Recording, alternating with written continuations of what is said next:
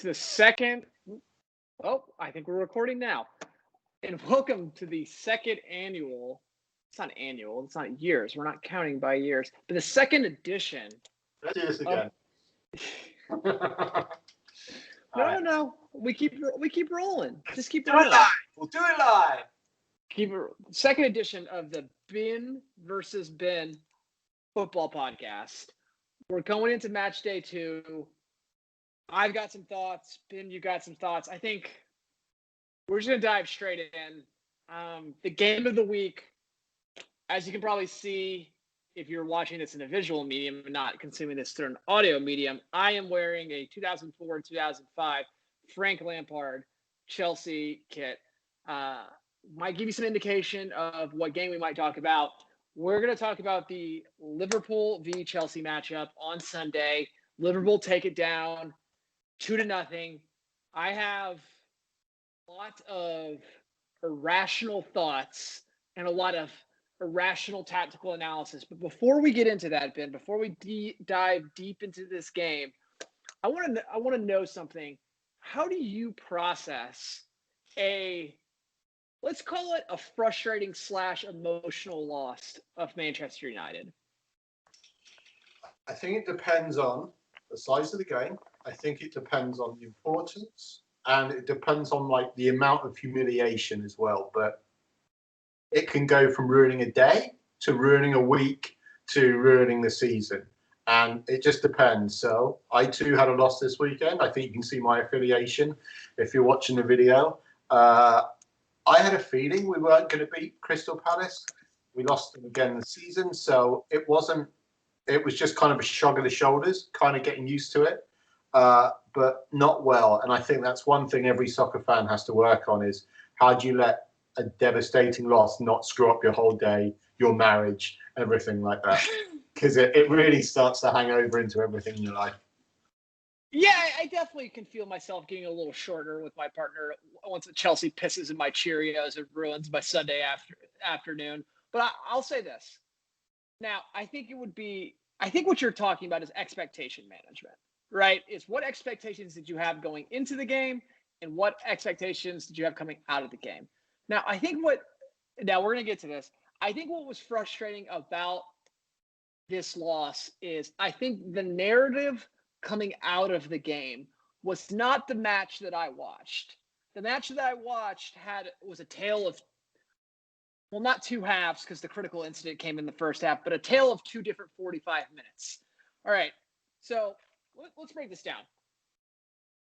First half thoughts before the red card. I thought that Frank Lampard did something that was actually now if he would have pulled it off, would have been called tactically brilliant. So what I believe that he did is that he tilted the field to the left side of the pitch. He seated the right side of the pitch to Andy Robertson, put Mason Mount on him and said, Mason Mount, you are a defensive winger. You are going to track Robertson across the pitch. We will not attack down the right side. We are just going to seed that down the right side of the pitch. Now, what we're going to do is we're going to put Timo Werner on the left, Timo Werner on the left-hand side of the pitch, and we're just going to counterattack there. And we're going to pump balls to him and get him on one-on-one situations with Fabinho and try to attack him. Do I think it came off the way that Frank wanted to? No, but Timo did have a bunch of one-on-ones in that game, which normally you would expect him to bury. It didn't quite come off. I probably would have picked Olivier Giroud at the 9 instead of a false 9, Kai Havertz. But I saw the idea in the head, and it all went to shit when the red card happened. All the tactical plans went to shit when the red card happened. But before that, I really didn't feel like for all the possession that Liverpool had that they really threatened Chelsea's goal. That the better opportunities, maybe not better shot chances, but the better opportunities came from Chelsea counterattacking and having 1v1 or 2v2 situations in the open field. I think that you watched a different game than I did. I think it was a first half that Liverpool dominated. And I think they were probing away. The few chances, which I'll give you, maybe the clearer chances from Chelsea, was just on the counter attack. But there was so much pressure. Again, you're right. The isolation of Werner against Alexander Arnold has been exposed many times this season. Leeds did the same thing.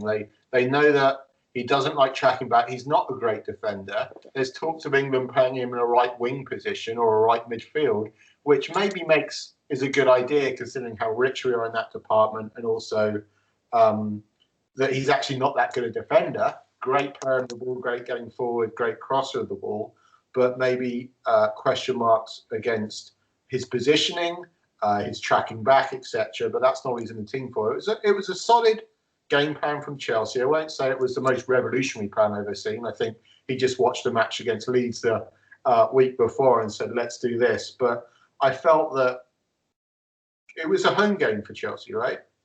It was. It didn't feel like a home game. You were suffering against a fluid front three of Liverpool, which is probably the best front three I've seen in the Premiership. And a goal was going to come at some time. I think I'd probably go with the Tevez, Rooney, Ronaldo front three. That would probably be my favorite front three. But I see because that was a front three that was young, that had a very young, not developed yet Ronaldo. Tevez, he was decent. Rooney, I don't know. I do say there you had three individual players of brilliance who didn't have the fluidity and maybe the understanding and the movement of this front three. Maybe individually they're more talented, the Tevez, Rooney and Ronaldo. I think as a front three in terms of balance and reading each other game, the interplay, it's very similar to now with the Rashford, the Martial, and that kind of fluid moving front three. Well, so I think matching up 1-to-1, I think I would pick two of those United players. If you so let's say Mane and Ronaldo are the best players on each of those teams. I pick Ronaldo, right? Let's say that Wayne Rooney and Mo Salah are the second best player. I'll pick Salah. Now the big one comes Tevez versus Firmino, right? I probably pick Tevez as an individual, right? But I could see how Firmino is necessary in the engine, right? Like Firmino. Yeah. So I think individually I might pick United, but in a team atmosphere, I can see your point, right? Yeah. It's the fluidity. Now we can get into this. So, I've shown my blue bias, right? That I thought the narrative that Liverpool dominated the first half was not quite the game that I watched. I thought it was, I don't think it was a masterclass, but I think that Frank clearly had a plan to hit on the counter attack, and that Liverpool really didn't threaten the goal until round about the end of the half, Jordan Henderson plays a beautiful ball in Sadio Mane, and the red card happens. I don't think that Christensen did himself any favors. Now, this is blue-tinted glasses. I don't think it was nefarious as we thought. I think what got him is he tried to brace himself by wrapping his arms around Mane. But you cannot, that's a red card. Stone cold red card, bye. Okay. So that changes the game, obviously. Let me ask you this. Do you think Kepa gets there? To clear that ball out? Do you think he had to bring him down? Do you think Kepa would have cleared it? Or at least got to it first? My thought is that Mane would at least had an opportunity to get a touch. Right. Do I think that Mane could have pulled that down from the air and shot on goal? No. Right. But I think Mane was going to get a touch. How much do you think of that red card being Kepa's fault more than anyone for not giving that defence the belief that he would have got there first, or that he was going to get even clearer? All right. So let's segue to Kepa. I mean, I think I wrote in my notes, I don't know if you've ever seen the movie We Need to Talk About Kevin. We need to talk about Kepa. It's like at a certain point, I felt emotionally sad for him that, I don't think he's a bad guy. And I thought in that match, he was trying very hard. Like that he was trying too hard. The world is against him. And I thought he was going to cry on the pitch. I literally thought when that ball went in, he was going to cry. And I wouldn't have blamed him. I understand. Like, what is he? He's early 20s. the world is. I mean, thank God there's not fans in the stands. I couldn't imagine what would happen then. I mean, listen, I want fans in the stands. I'm just saying, in this instance, it would have been pretty bad. But I feel at an emotional level, like I can't even be mad at Kepa anymore. I want to take him out of the firing line because, on a human level, it kind of hurts to see an individual suffer like that. Yeah, it's just not fun. It's not sad. Doesn't make me aggravated or angry. It just makes me. It's not. Yeah, I guess it makes me sad at a human being level to see someone who's struggling like that. Don't mean to bring it down to a somber note on this irreverent podcast, but as a Chelsea fan, I can't be mad at him. Like you can't want to be this bad, right? I'm glad you have that point of view because I think the rest of the world holds it as well. Everyone's just a little sad. Like everyone can see that he's struggling right now. I think I've been thinking about it a lot this week as well. So everything from he came from Athletic Bilbao, right? And the potential he showed, how he was challenging our keeper for the number one spot, how he was such a hot rated prospect. I know everyone now is like, that's a sad it didn't work out even for his price range. I think goalkeeping is the loneliest, most non-team position of any sport.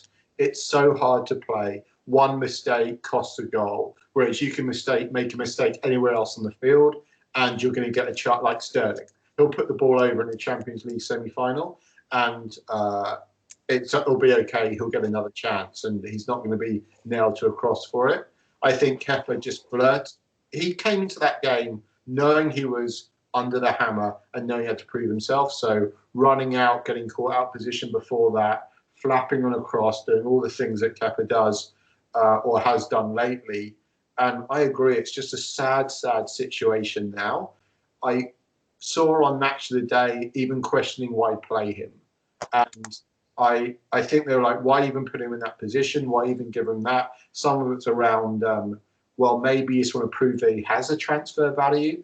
I kind of get it. Like it's as with any other position on the field, it's such a form-based position and confidence-based as well that we were talking about Manuel Neuer. He was done. Then he came out and he rocked the Champions League and actually blew them off the pitch. The other German keeper had a terrible game, and suddenly there's no more conversation about it. And I think Frank was hoping that, you know what, we've got this keeper here. I want him to succeed. I'm going to put him for these 2 games. I've got a backup plan coming in if it doesn't work out. But this is your chance. You've had a little break, clean slate, go out and show what you can do. And I think I see why you put him into that match in such a difficult position. And he wanted to see more from him, wanted to improve himself, and it didn't work out, which sucks. But, you've got to roll the dice at that point and think, I've got this great keeper. I've got to give him at least one last chance to show his value, and then I can say I've done what I can. Is this the last time he ever plays in a Premier League match, yes or no? How quickly what's his name, Rennes? No, he's from Rennes. It's Okay. Eduardo Mendy. Eduardo Mendy is apparently doing his medical now. He might be available Saturday, right? Well, but what we don't need is another Mendy in the Premiership. There's too many as it is. But you might get in trouble for some like African surnames on this because I think about this all the time. The common stuff but you might ear yourself into problems here. Everyone, it's like Smith. Bringing all the Mendys. I'm bringing them all in. Right? Fair enough. Love to the Mendys. I think I don't think he'll play in the Premiership again. Yeah. So I think he's out after this season. Probably alone somewhere. Probably in Spain. He might get some, Carabao Cup, the Carabao Cup run. He might get an FA Cup run. I just can't see him. I can't see him playing. I can't see him playing in the Premier League. So I'm going to side with not playing in the Premier League. Enough about Chelsea. They did not win the game. They are the more interesting of the teams for that match, but they did not win the game. I think the story coming out is, as a Chelsea fan, when halftime happened, down a man, and Klopp calls on Thiago, or probably it's pronounced Thiago, given that his dad is Brazilian, Thiago. which no one pronounces correctly. So I'm guessing we're going to call Like him the whole Jose thing. Yeah, it's probably Thiago. Yeah, exactly. So it's probably Thiago. I don't know if he would adapt to the Spanish culture like that. So to put in a player that had been training, I think he had one training session before the match. I get it. It's Thiago, right? But that's still ballsy. Like, it's still a ballsy move of a manager that's very secure in his job to say, yeah, just go out there. And he just went out there and dominated. Just dominated. You're 2-0 up and they're a man down. It's a good. What? No, they were at that time. It was 0-0, right? Okay. Because the Mane goal came in the second half early. So the red card was right at the very end.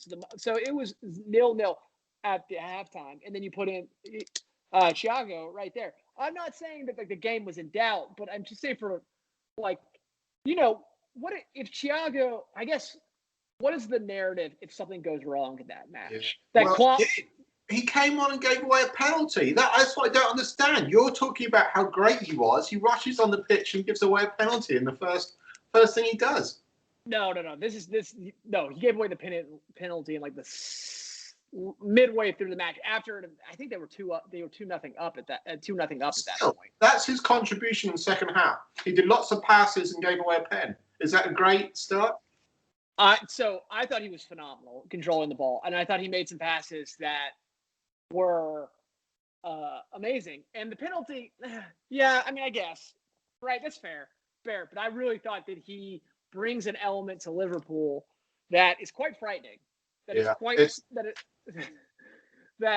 it seems like Liverpool's midfield, like they just play through their midfield and they don't control the ball around and they just, press. Thiago gives them a different element that, it's frightening. Henderson controlling the ball versus Thiago. Does that mean that Wijnaldum's definitely going to Barcelona? Why have they got him in that already, like a position that they're pretty safe in and got some depth in? Wijnaldum's contract runs out and he's probably not going to re-sign. Why? Why would you go to Barcelona now? You were at Newcastle before. Like, surely you've hit the pinnacle of world football. You're not going to win. You're more likely to win with Liverpool than you are Barcelona. I guess he likes Koeman. I guess it's a Dutch thing, but still, to get to play in that midfield with all those players around you. Now, I can understand if Klopp was saying, I just need in fresh players, new ideas, and it's a good idea for everyone. But he seems to want to keep him. Again, I think Liverpool's not done in the transfer market, which brings back to my point last week of Klopp's a little bit of a crybaby. Stop complaining about what Chelsea's doing. You're signing Thiago, who's 29 years old, to a 4-year contract for millions upon millions of dollars. Quit crying to me, Klopp, about signing people. Okay, there is my and Mane was brilliant in that match too. The way he forced Kepa into the second goal by pressing the ball. Nice. He's great. He's great. What do you want me to say about Liverpool? They're great. One last thing on Thiago, that you said he took a big risk introducing this unknown under-21 player that no one's ever seen into the team. Who knows how he's going to play? They pretty much know he's amazing, so may as well give him it. It wasn't this unknown quantity being played. He would just be fine. It makes me think that football's not that complicated. If you could just basically sign someone like a day before and be like, well, come on. You know football. Go. This is football. Run around. If he can speak English, right? He may be able to, right? But nothing in his career would tell me that he's from Spain, Brazilian parents, in Germany for a couple of years. There's nothing that tells me that he could understand his teammates. And that always confuses me is these teams with this globalization world. How do you marshal a back line? So Chelsea's going to run into this. Thiago Silva is going to come into the team. He speaks a little French, a lot of Portuguese, who's going to line up next to either Kurt Zuma, who speaks French and English, and then we have a Spanish left back and an English right back. How does that team communicate? I think he learned some key words. He's like, Alonso, where are you going? Come back. Christensen, why are you halfway up the field? Kepa, what are you doing dribbling out the field? He has to know some key phrases from the beginning to try and marshal that defence, but he's going to learn quickly. Kepa, what are you doing? Oh, Alonso, where are you? Things like that, key phrases. Do you really even need to say anything to Kepa, or you just put your head down and go, oh my God. Kepa's terrible. I'm sorry for the kid. Okay, and to end this out, I kind of the two most decisive players from the Chelsea fan point really showed up in this game. One, Christensen, right? Some people think he's great. Some people think he's trash. And he's Mr. Jekyll and Hyde. And two is Jorginho. I would put Jorginho on a bus to Italy so fast. He is – but the problem is he needs me to drive him there because he cannot move in the midfield. He is so slow. You are faster than him without any ACLs. He is not fit for the Premier League. He cannot play a ball over the top. It's just side to side. You know what he is? He is Italian John Obi Mikel without any of the steel, without any of the steel in the midfield. So he is an Ole player that cannot move side to side and passes the ball side to side, will not progress the ball up the field. So he might as well be John Obi Mikel back there. But, at least John Obi Mikel was a tough guy that could clear some balls. I bet when you got rid of Matic, you rubbed your little hands together and thought, this is great. Got rid of a sideways passing, non-mobile player. And then Jorginho says, right, I like the Matic role. Put me in there, coach. Oh, no. So I'm convinced that Matic is maybe – so I used to call him Nosferatu because he used to crawl around like a spider or a Dracula on the pitch. He's so left-footed, he just looked weird on the pitch, a creepy crawl. But he dies and comes back to life. There are times where Matic is one of the best players in the Premier League, and then he'll go through a 6-month patch where he's awful. I think that happened this year, where at the beginning of the season he was terrible. Post restart, he was great. We talked about foreign players at goalkeeper. I've never seen a more Jekyll and Hyde hot and cold player than Matic. But anyways, he needs a break. That's all. Anyways, let's move on. I will give all the props to Liverpool. I am not a fan of theirs, but they are the best team in the league. And Chelsea, hopefully, looking forward, we get some new integrate Ben Chilwell, we integrate Thiago Silva, we integrate Mendy, we integrate Hakeem Ziyech. Hopefully, we will give a better accounting for it. But this really did not set up well to bet in a new side against Liverpool. And the clash showed. The only way we win that game is a smash and grab, and that's what we attempted, and it didn't work out. All right. So I know something you're going to want to talk about. Around the league, the first match we're going to talk about, West Bromwich Albion versus Everton. I'm just going to clear the floor for you on this match. Okay. So I think we want to talk about Dominic Calvert-Lewin. Right? Correct. We both somehow agreed that he is the best worst player that we have ever seen. And he scored a goal off his back, and yet he scored 4 goals. He got 5 touches in the box. So he did score a hat trick, and it is I think if you measured the distance from the hat trick from where his goals were, it's the shortest hat trick I've ever seen in my life. And yeah, it's off the chest. It's off the back. None of it. I have never seen him take the ball at his feet, work a goal, that a classic strike. But at this point, when I was watching the match, and it will tell you the timeline of me of the weekend. I was texting you. I was like, "Does he replace Harry Kane in the England team?" Because he makes goals. He tries very hard. You have goals from the wing. What you need maybe at the number 9 position is someone to play in Sancho, play in Sterling, and really, what he is an upgraded form of Emile Heskey. The Emile Heskey argument is basically Dominic Calvert-Lewin is Emile Heskey that actually scores goals, right? So, I completely agree, and I'll tell you, my thinking went on a wave as well this weekend too. This is the worst player I've ever seen. They need a finisher. To, oh my God, he scored 3 goals with just 4 touches. butt, it was off his back, off his ass, off his head, all kinds of stuff. But then I think there's more to a player than finishing, right? And Ancelotti said, I want to try and make him a Filippo Inzaghi kind of finisher. Box. You don't need touches. You don't do anything. You just finish off chances. And I thought, well, I think Filippo Inzaghi is throwing V signs at the TV right now. But there's more than just finishing. There is awareness. There is anticipation. There is tenacity. All those things. And if you ever play Football Manager, do you know what that is? That game? You know, I am an American. I am not cultured in the English. Yes, I know what football manager is. No, I've not gone down that rabbit hole. It's probably the game I played the longest in my whole, wasted the most hours on. But you look for a striker and you look for finishing is high, but Calvert-Lewin's finishing would be maybe like a 10. But like for anticipation, for awareness, for tenacity, for strength, I think they're all really high for him as well. So you don't necessarily have to be the best finisher in the league. He's no Vardy. He's no Danny Ings. What he does do well is he does force himself in there. So there I am going from thinking he's the worst player, the worst player I've ever seen, to spending over the odds to put him in my fantasy team this year. His price has already gone up 0.2, and yet I crowbarred him in there as well. Just the creative players around him are going to be putting those balls for him to finish off, and I think they're going to have a good season this season.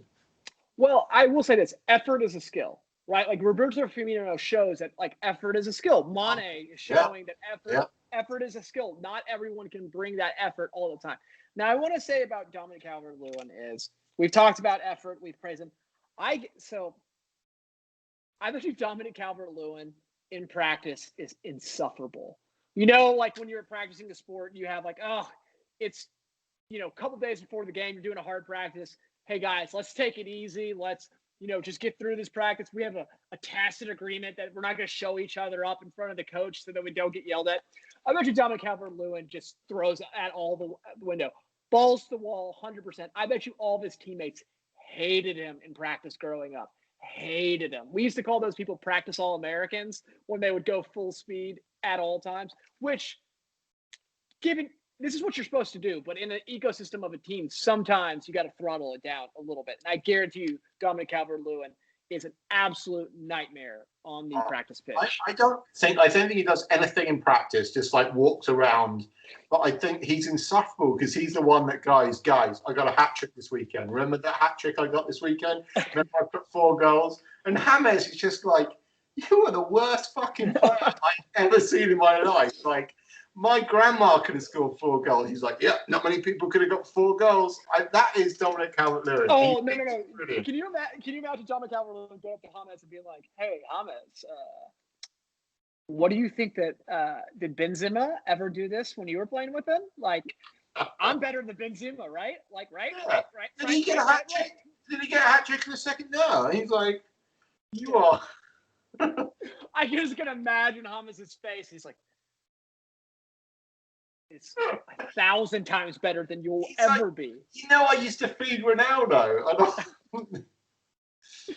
All right. So, I think Everton's a great project. Hand up.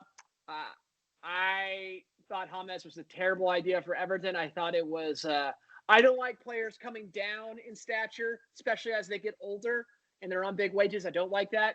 I might eat some crow on James. So we're going to continue to watch that. I am a little worried. James already in long sleeves. I worry about that. I worry about it's pretty early to be in long sleeves, especially when you're playing in Liverpool. I worry about that for Mr. James. Blankovist disease. It's terrible. It's bad to see. It's like grayscale. It's you start to see it on their arms and you start to worry. All right. The next match, as we roll into the weekend, I'm going to call them America's team. They are America's team. And this is what Americans think. Well, when they criticize soccer as being boring and not scoring enough and, not exciting, I will point them to Leeds and say, this is your club. This is going to shatter all your expectations about as it is. Leeds versus Fulham, another 4-3 match. Football returns. So while watching this match, it was 3-1 Leeds in, I think, the 55th minute. Patrick Bamford had scored. I said, oh, okay, I can go take a shower, come back. I won't miss anything. By the time I came back, it was 4-3 10 minutes later. I don't know what. It was insanity. This game, bananas. Leeds has given up 7 goals in its first 2 games. Ben, what do you have to say about dubstep football? So I'd like to see Leeds against better opponents, right? Because they've had the hardest team in that league in Liverpool, and they had the easiest team in the league, and they're still putting goals away. I'd like to see them next week against more like I think they got Sheffield next week, and it'll be more a mid-table, but more than just the scoreline today. It was a number of goals that all in this game week that surprised me. Why are there so many goals? And answer me this: why do we think that there are so many goals in the beginning of this season versus other seasons? So there were more hat tricks in this week than there were last season. Why are there so many goals? Well, we can talk about that week at the Southampton and Tottenham, but I can definitely give you a tactical reason why that game had a bunch of goals. We'll get to that. Part of it is the return of VAR. I have never seen a week where there were so many VAR decisions. I mean, we can talk about it in the Manchester United Crystal Palace game. VAR, I think, if I hate VAR, so I'm not going to give it the winner of the week. But you can make an argument VAR was the winner of the week. It was everywhere. Every match I watched had like 4 or 5 critical VAR decisions. No one got beaten with a wooden VAR stick worse than poor De Gea this week as well. It was terrible. And honestly, that is not. I've seen it analysed to death, but that being a penalty for Lindelof's arm, which looked like it came off his chest, point blank range, kicked off of his head, kind of bounced in this, and then that's a penalty. That's insane. And then he was off his line by this is biased Ben talking, but off his line by foot, maybe up in the air. Still wasn't rushing forward like most of the saves, but you got to have one foot on the line. I get it. Great save. And then to take it again. And then we talked about this last week about how penalties are bullshit and there needs to be better rules around it. To switch the penalty taker because you missed the first one to another penalty taker, everything about that just feels wrong.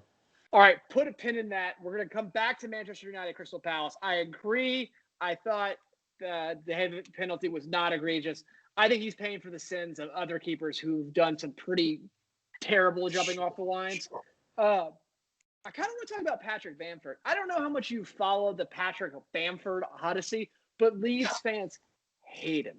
He was the most wasteful striker if you look at opportunities to goals converted in the championship last year. But I think he's playing great. I think he's the first 2 games I've had a chance to watch Leeds. In this match, he had 1 penalty drawn, 1 goal, 1 assist. He looks great out there. So I always think that's interesting is when a fan base has turned on a player. I think last year Chelsea had that. They had turned on Jorginho, and then he sort of played well, and you had to begrudgingly respect him. Can you think of a player in Manchester United's history that you have turned on and has begrudgingly worked his way back into your good graces? I think that's every player ever for Man United, especially the current 11 that we have now. I think Pogba started to as well. So I think we were done with Pogba as a team and said we don't need him and it's all flash. And then he was decent after the restart. And I think now in this new league, you could probably argue that he's frustrating. I think he's probably the one with the most money and the most potential that you feel like we should be getting more from right now. And I will say that I remember first hearing Patrick Bamford's name when he was like a young guy and he was knocking them in all the time. He was going to be the big next breakout star for England. He was coming right as Shearer was retiring and it was meant to be the best new striker. And then it didn't really come to anything. Didn't do it in the Championship. Never been a prolific goal scorer. But again, tenacity counts for something because both of his goals in the last 2 game weeks have come from tenaciousness to following Bielsa's letters or tactics to the T. He's not a great goal scorer, but again, tenacity rules over skill sometimes. You just got to work hard for some of these guys. Yeah, and I'm going to say Rodrigo, I don't think that Rodrigo gets in that team with how Bamford's playing. Rodrigo's looked bad. I had him in my fantasy team, so I've been watching him because here's the logic. Leeds has a striker they hate. They sign a Spain international striker. Leeds creates chances. That Spain international striker scores goals. This was foolproof logic, but not to give away my fantasy strategy, but Rodrigo out, Bamford in. So, okay, talking about Leeds, let's get to Manchester United, Crystal Palace. We've talked about the penalty decision. How does it feel watching Wilfried Zaha, a person that you have a history with, drive the dagger into the Manchester United's chest to put it 3-1? And kind of, I think that was a terrible performance by Manchester United. I watched that game. Crystal Palace dominated you guys. Yeah. And it's been analysed to ad nauseum, but I think the big problems were on that right side. We're missing a lot of first-team players. We had James and we had Axel Tuzel on the right. What's his name? Axel Tuzel. What? Anyway, the youngster from our young team, very talented right back, was filling in for Spider-Man. It's just a very slow, non-functional, non-attacking right side, and that's where we're weak down. Of course, he gives the captaincy to Zaha. Of course, he's got something to prove. Of course, he's attacking down a side that doesn't have our first-team players as well. Of course, he's going to get a chance to score. We lost to them last season, and it was no surprise we lost to them again. I think so many worrying trends in that match as well. Didn't look great at the back. Bruno Fernandes has gone off the ball a little bit, or certainly not as on fire as he was after the restart and when he came in as well. Pretty tepid performance. It was our first game. Palace had already played a game, a bit more match sharp than we were. But yeah, it felt like back to the days of last season. We went through some cold patches. I wonder who's going to get fired first, Solskjaer or Lampard, because I bet neither of them will be managing by the end of next season. By the end, so wait, end of this season, end of 1920, neither of them will still be managing the club. Oh, Lampard's gonna be in that job this year. I can assure you that. So United last year, as we were duking it out on the table, it was almost comical, the VAR decision. So I looked it up. Manchester United was second in the VAR table with +7 goals going in their favor in VAR decisions, and the most penalties awarded in the Premier League last year, Manchester United, even without Alex Ferguson bullying the referees. So I think there has to be some regression to the mean on the luck factor there for United. And you have a nice goal. Can we get Dawson's Creek Van de Beek rolling? I'm just going to call him Dawson's Creek from now on. Okay. I don't like this. The player's fine. I don't like the signing for United. It's an increasing depth in a position that we have coverage in already and not where we need strengthening. I think the good thing about VAR is it doesn't lie, right? It applies the letter of the law. It's not like you're saying offsides. They even each other out. It's human error. There's no human error in VAR. It's the letter of the law carried out to the T. And United get their VAR decisions because they work it into the box in the quick, intricate passing of Rashford, Martial, quick feet, fall over, let's look back and get a penalty. That's why we get our penalties. And I think today VAR, every annoying thing about VAR is it's always right. But it's like that kid at the front of class that always puts their hand up and says, Sir, Ben hasn't done his homework this week. And that's what VAR is. It's that annoying fucking grass at the front of the class that always throws you under the bus. Well, no, the VAR being always right, I don't agree with, because the way they apply VAR, especially some of the buildups of goals, when it's like 4 passes behind one of the players was a toe offsides, that is not what we're like. What VAR? What VAR was offside. No, but the thing about VAR is clear and obvious mistakes. Clear and obvious. Yeah. Clear and obvious. And that's not how. Right, that's not how it's applied. But it's unfortunately, it's imagine a clear and obvious mistake that the keeper that they just ignore and say, yeah, okay, it was close offside, we let it go. They still want you to come back and they want you to actually say it's offside, yes or no. That's how they're using it. I think if you have to draw lines on the camera, that is not what we're supposed to be doing with VAR. I'm not a VAR fan, and I preferred football when it was more open to human error. But the annoying thing with VAR is it's wrong or right. There's no human error. Now, how it applied is always weird, but it doesn't get things wrong. So, do we want to talk about the off-field significance of Wilfried Zaha putting a dagger inside Manchester United? Do we want to talk about maybe what Patrice Evra's opinion about that is? Wow, Patrice Evra really putting his foot for it, and they had to apologise for everything he said as soon as they came back from break. So I did look up, completely different from that. I looked up what Dave Moyes' daughter looks like. Of course, everyone did. Of course. I'm not... I'm not sure what I was expecting, but I'm not sure what Zaha's type is. It was confusing. It was confusing. She looks like David Moyes. She looks like David Moyes' daughter. Well, that's rude because David Moyes is not an attractive person, and she was like, meh. Like David Moyes is very unattractive. She was like, okay, a little bit above that, but like not like Posh Spice, which is obviously an epitome of football wise. I'm just saying she draws a I'm not saying she's not attractive. I'm just saying she draws a resemblance to David Moyes. So take that with what you will, right? Like she draws a resemblance. Anyway, it's not true, apparently. Zaha denied it. He said, I never even met her. So, but I think, what was Patrice doing anyway? Who knows how he even say that? I trust Manchester United. I love Patrice. So do I. So do I. I particularly liked when he mutinied in the South Africa World Cup. Yeah, don't get off that bus. Yeah. Really?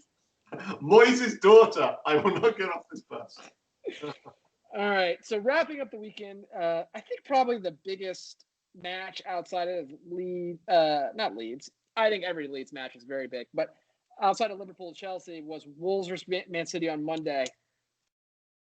Man City, I think I texted this to you. A lot of people associate tiki-taka football with Pep Guardiola. And I think that's somewhat unfair because I think what happened is when Spain won the World Cup Spain won the World Cup in South Africa, or I think when they won the Euros, basically that Spain team was more tiki-taka than that Barcelona team, and they were horrendous to watch. Horrendous. And I think Pep has gotten unfairly sort of branded with that style of football, what that Spain team did with basically keeping possession as a defensive measure. But when I think about Pep Guardiola in the Premier League, all I think about is players making a run to the byline, pulling it back to the center of the box, and someone completely unmarked burying a goal. And that's what happened with that Phil Foden goal. Do no teams understand that's like basically how they score 75% of their goals? They're not going to head the ball in. They very rarely shoot from the outside. It is pullbacks from the byline to the center of the circle every time. Did you say you were wearing a Lampard shirt? Oh, yeah. Isn't that how he scored 99% of his goals? The pullback coming in late, putting it in the box? Yeah. Well, arriving but Lampard was... Well, he could shoot from distance, and he had a little bit of Dominic Calvert-Lewin in him, where it's like I think there was a funny Chelsea meme with saying God saves, Lampard scores on the rebound, right? Like that. But I just want a montage of City pullbacks and say, hey, midfielders, just sit in the area. This is where they're trying to score. The midfield If the pullback is coming from the left, there's going to be a City midfielder from the right-hand side who is going to peel back and be in the center of the box, and that is where they are going to shoot 9 times out of 10. I feel like I'm taking crazy pills. Have you noticed this in City's attack? No, I do think that is a sign, and that's probably a Pep Guardiola sign of a team that is coached in playing patterns and in patterns. You saw it when he was at Barcelona, and it was Messi on the right, cross-field ball to the left back who'd be coming in unmarked on the far post, and they'd always put it away. I think he creates those patterns in training and he plays to them. They happen regardless of the personnel who's playing.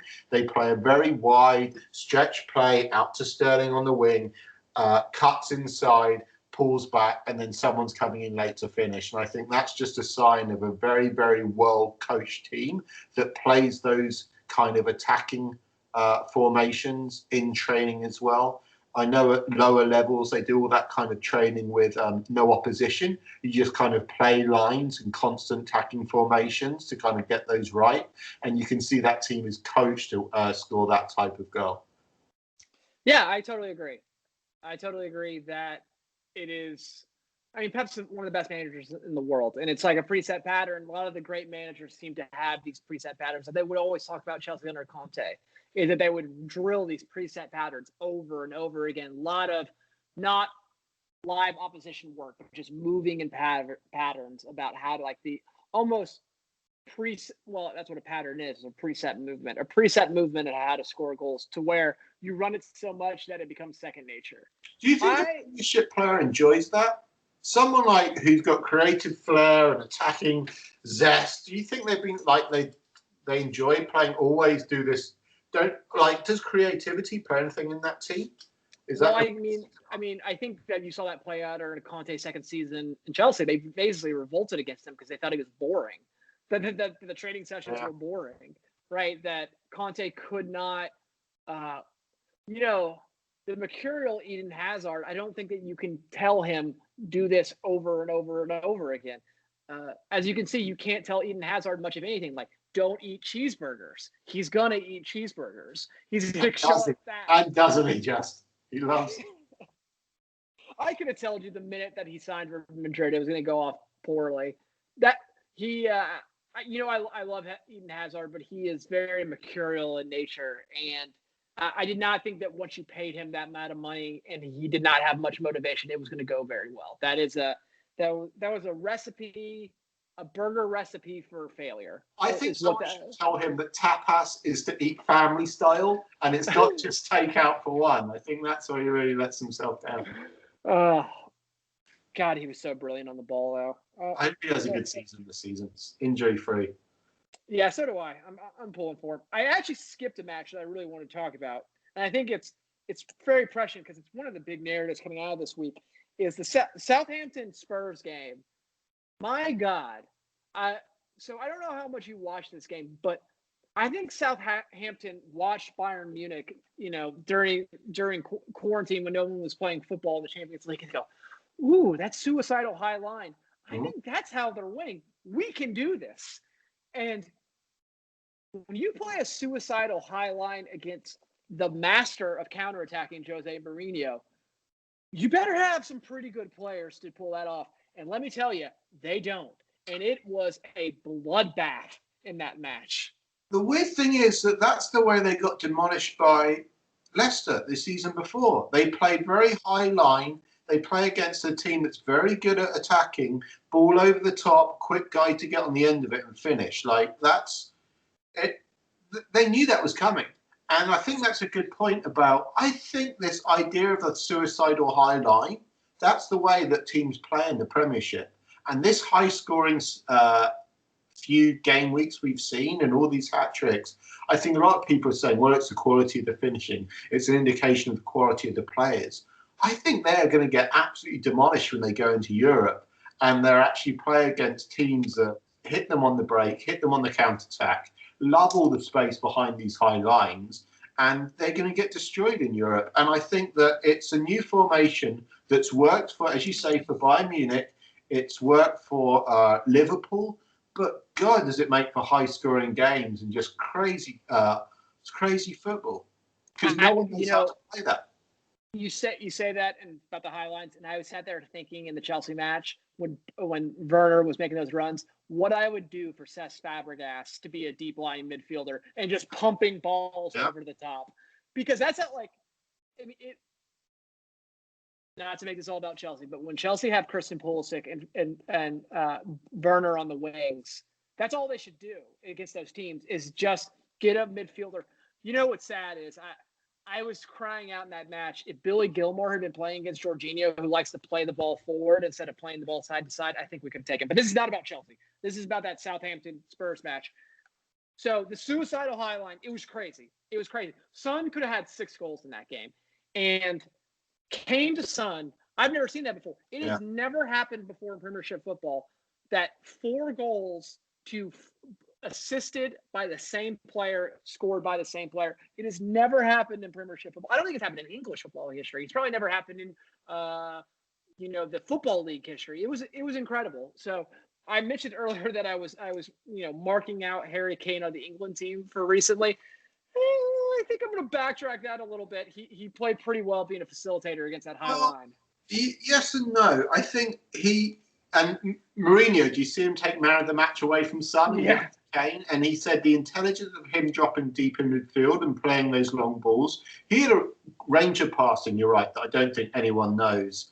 But maybe it is a weapon in the England squad as well, but we've got such a wealth of great, creative, attacking midfielders. I don't think we need Kane to drop deep, but it's nice to know that he can if he needs to as well. And I think that gives a little bit versatility to his game.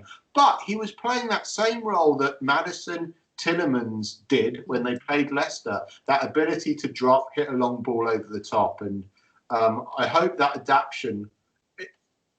I'll tell you that Kane doesn't get really a fair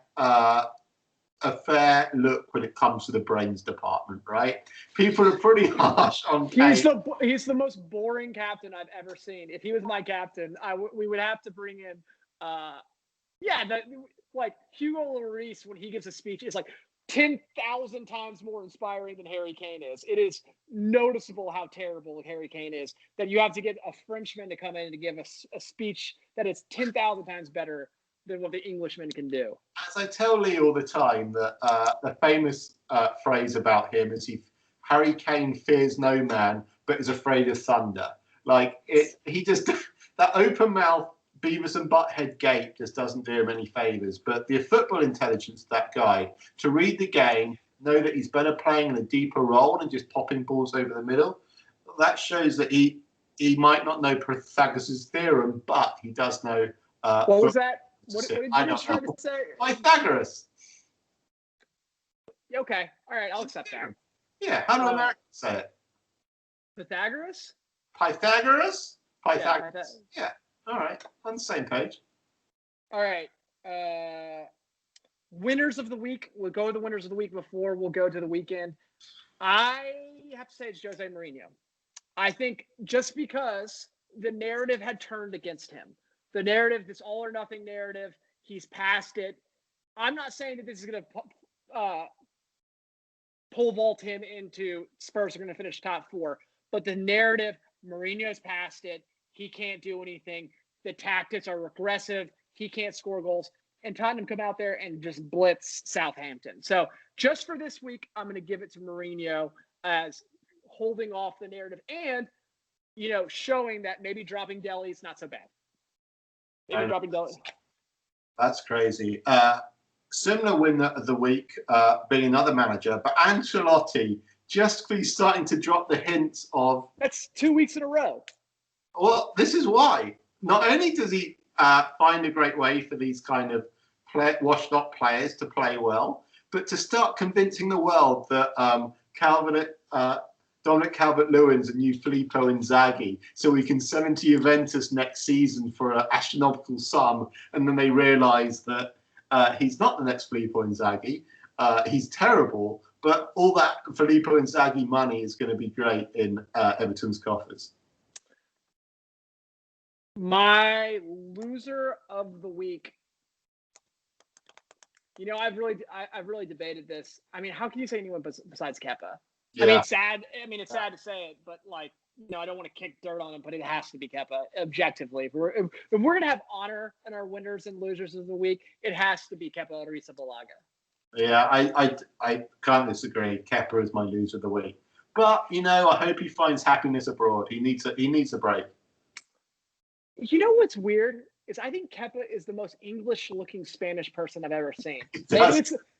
Maybe it's the haircut, the slightly like pale skin about him is that like I could imagine him being Billy Gilmore's friend from a preparatory school. That looks like he's from Manchester, so yeah. I get it. They're no matters, that's for sure. Okay. Next week, I'm going to say this.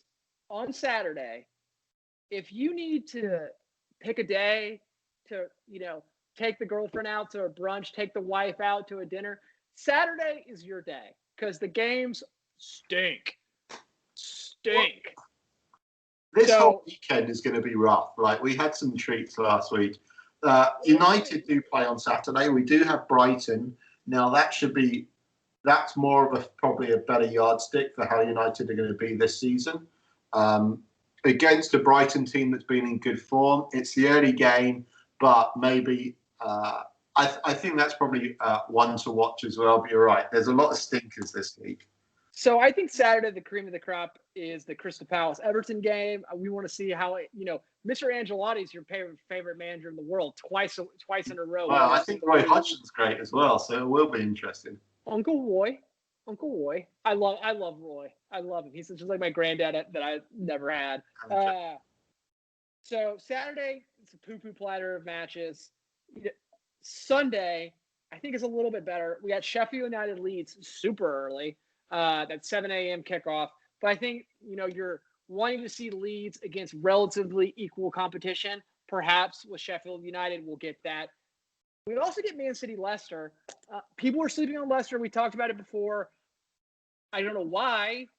They just didn't have the horses to finish it out in the season. They didn't have the depth to deal with injuries. But I think they're a fairly good side. I think Brendan Rodgers is a top 6 manager. So I think that Man City Leicester game will be good. I think the match of the week going to next week is Monday, which is a shame, but it's that Liverpool-Arsenal match. Mm-hmm. Is what we're seeing from Arsenal real, or do we believe that Liverpool is going to thrash them? I believe Liverpool is going to thrash them. I think I still fear for Arsenal. I still feel that they've got like that weak spine, which that mentality, that spine, the players, I don't think they've clicked. I feel that Aubameyang may go off the boil now. He signed that long-term contract. He's got some stability behind him. I think he had a point to prove before, was trying to get in that shop window. I could see him, he's been troubled before at past clubs. I can see him kind of just taking a little bit of foot of the gas and enjoying life. Now, when you look at the front line of Arsenal, I don't want to turn this into. I think I made this point last week, but I was looking at the ages of the front line. This is what you want to think about with your Arsenal. Lacazette's 29, is the youngest in that front line. Aubameyang's 31, Willian is 32, and with Aubameyang and Willian, they're going to be around for a little while, and you're paying them big wages. Yeah. And you can say, oh, but you didn't pay a transfer fee, but you're not blooding in young talent in that front line. So essentially, this is about as good as it's going to get from the Arsenal attacking front line. It's about it's not going to get any better from Aubameyang and Willian. So I don't really think that's the way that you can build this. Like Arsenal, I guess what I'm saying is this. I think Liverpool's going to thrash them. I think Arsenal have done well on the counterattacks, and I think Miguel Arteta is smart enough to know he's not Wenger, and he's not going to try to attack. He's not going to try to attack Liverpool, but if we think the ceiling of Arsenal this season is maybe the ceiling's 4th, maybe, but probably more like a Europa League side, well, then what are you doing from Arsenal? I don't see the long-term plan, but I think they have a great coach. I think they've got an unknown coach, more to be seen. I think he's done wonders in the short time he's been there. I think it's all part of this kind of like old ex-player that they love that is yet to prove they have like managerial jobs. Zidane, Solskjaer, Lampard, all these people that kind of there's a nostalgia view to them rather than like Pirlo, rather than they're going to be a best coach. Although I probably think Zidane's probably proved that he is a great coach. But let's not forget, they've played already this season. We saw them in the Community Shield, and Arsenal beat Liverpool. So they bought them, 3 games ago. So they have a good chance to win. I think Liverpool at home will make a difference. But Arsenal have already beat them this season. Side note from that Arsenal-West Ham match, I think West Ham has the 2 thickest boys in the Premier League. Declan Rice is thick. Big butt on that boy. And Antonio. Same for Antonio. I love Antonio, by the way. Antonio is everything I say about Dominic Calvert-Lewin, about Mr. Tryhard. Antonio is that. But for some reason, I like Antonio. He's much more lovable to me. Several players as well, yeah. Yeah. All right. Well, I think that wraps it up for this week. I'm really excited about match day 3. Ben, is there any parting shots that you want to give before we close the podcast down this week? Let's see who's in goal for Chelsea. Do I need to make a prediction? Do I need to make a prediction on that, or do that's an open question? I think it's Willie Caballero for the next match. And let's hear your and what's the score for your game? Who have you got next week? We have West Brom. Okay, so you've got West Brom away. Yeah. I will say 3-1 to Chelsea. I think that Timo Werner. Now, this is the other thing about my penalties thing that I'm so mad about Jorginho. Werner has earned 2 penalties in the Premier League so far and has not scored a goal. You got to feed the striker who's earned the penalties. I think the person that earns the penalty should be forced to take the penalty. But anyways, I think 3-1. Thiago Silva.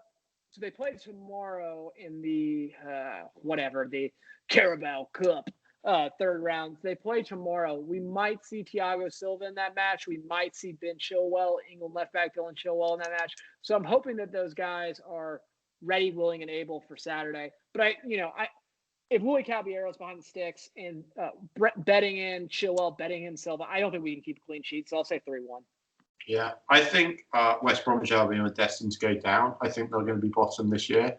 So you should beat them. Brighton, they've looked great. United look bad. But we've got to win those games. I reckon 2-1 United, but it's going to be close. Everyone needs to calm down about the Tariq Lamptey thing from Brighton. Everyone. He's so good. Shearer just said he's going to be brilliant. He's tiny. What can you do with him? How can you put him in the back line? Yeah. I understand that, but how can you put him in his back line? He is like this tall. For those in the audio medium, I am holding my thumb and my index finger not that far apart. He is tiny. So you don't know. Defenders aren't for defending anymore. They're high pressing right wingers. That's what defenders for. Yeah. So if you want to play a right wing back, I get it with Lamptey, but he's not a right back. He's just not. He's a little baby, little mini me. We'll see. He's injured, so he might even play the poor kid. Well, I mean, he is the new hot thing. I'm just bitter because he left Chelsea this season because Reece James wasn't going to vacate his spot anytime soon. Reece James, that's who should be playing for England, not Trent Alexander-Arnold. Right defenders, too many. All right, Ben. I think we've covered it. We got match day 3 coming up. I'm excited. We've hit the end of the road. And I'll say this is how it ends until next week. I'll check you down the road. Bye, Ben. Bye.